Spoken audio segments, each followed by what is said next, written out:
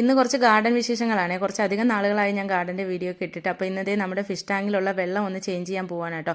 വെള്ളം ഇതിനകത്തേക്ക് ഫില്ലായിക്കൊണ്ടിരിക്കുന്ന അനുസരിച്ച് ഞാൻ റംബൂട്ടാൻ്റെ ചോട്ടിലൊരു ടാപ്പുണ്ട്. അപ്പോൾ അതൊന്ന് തുറന്നു കൊടുക്കുമ്പോഴേക്കും ഫിഷ് ടാങ്കിലുള്ളിലുള്ള വെള്ളം പൊക്കോളും കേട്ടോ. ഈ ഡാർക്ക് ഗ്രീൻ കളറിലായതെന്ന് പറഞ്ഞാൽ കുറച്ചധികം നാളുകളായി ഞാൻ ഈ വെള്ളം ഒന്ന് ചേഞ്ച് ചെയ്യാതിരുന്നതിന് കാരണം നമുക്ക് ഈ ഒരു ഓപ്ഷനേ ഉള്ളൂ തുറന്ന് കളയാനായിട്ട്. ഞാൻ മോട്ടർ വെച്ചിട്ടില്ലായിരുന്നു. അതുകൊണ്ട് തന്നെ നമുക്ക് അത് പമ്പ് ചെയ്ത് കളയാൻ കഴിയാത്തത് കാരണം റംബൂട്ടാൻ്റെ ചോട്ടിലേക്ക് പോവുകയാണ് ചെയ്യുന്നത്. അപ്പോൾ റംബൂട്ടാൻ്റെ ചോട്ടിൽ കളയാതിരിക്കാനുള്ള കാരണം എന്ന് പറയുന്നത് അത് പൂക്കില്ല കേട്ടോ. നമ്മൾ ശരിക്കും വെള്ളം നനയേണ്ടാത്ത സമയത്ത് നനച്ചു കൊടുക്കുകയാണെങ്കിൽ പിന്നെ അത് പൂക്കില്ല, പിന്നെ അത് തിളിർക്കാനുള്ള ഒരു ടെൻഡൻസി കാണിക്കും ചെടി. അത് കാരണമാണ് ഞാനിപ്പോൾ പൂത്തൊക്കെ കഴിഞ്ഞതിന് ശേഷമാണ് വെള്ളം കൊടുക്കുന്നത് കേട്ടോ. അപ്പോൾ അവിടെ വെള്ളം തുറന്ന് കളയുന്ന സമയം കൊണ്ട് ഞാനിവിടെ നമ്മുടെ കൃഷി കുറച്ച് തുടങ്ങിയിട്ടുണ്ട് കേട്ടോ. അപ്പോൾ അതിൻ്റെ ഉള്ളിൽ വെണ്ടയും പയറും ഒക്കെ നട്ടിട്ടുണ്ട് കേട്ടോ. അപ്പോൾ അതിൻ്റെ ഉള്ളിലേക്ക് എനിക്ക് തോന്നുന്നു നമ്മൾ വിത്ത് പാകി കിളിപ്പിച്ച് വരുന്ന ആ തൈകളെക്കാൾ കൂടുതലും വേഗത്തിൽ വളരുന്നത് അവിടെയുള്ള കളകളാണ് കേട്ടോ. അപ്പോൾ ആ കളകൾ ഞാനൊന്ന് എടുത്ത് കളയുകയാണ്.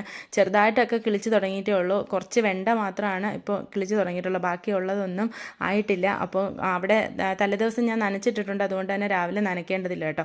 അപ്പോൾ ഈ ഒരു സമയം കൊണ്ട് നമ്മുടെ ടാങ്കിലെ വെള്ളമൊക്കെ കുറേയൊക്കെ പോയി കഴിയും. കാരണം ഞാൻ അതിൻ്റെ ഉള്ളിലുള്ള പായൽ കൂടി ഒന്ന് ജസ്റ്റ് ഒന്ന് ഇളക്കി വിട്ടിട്ടാണ് ഇവിടെ വന്നിരിക്കുന്നത്. അപ്പോൾ അതേ ഞാൻ തിരിച്ച് വന്നപ്പോഴേക്കും വെള്ളം കുറേയൊക്കെ കളഞ്ഞു. ഞാൻ മുഴുവനായിട്ട് മാറ്റില്ല കേട്ടോ, കുറച്ച് വെള്ളം മാറ്റി കുറച്ച് ഫില്ല് ചെയ്തുകൊണ്ടിരിക്കുക. അങ്ങനെയാണ് ചെയ്യുന്നത്. അത് മുന്തിരിയുടെ ചോട്ടിലേക്കും പോകും കേട്ടോ.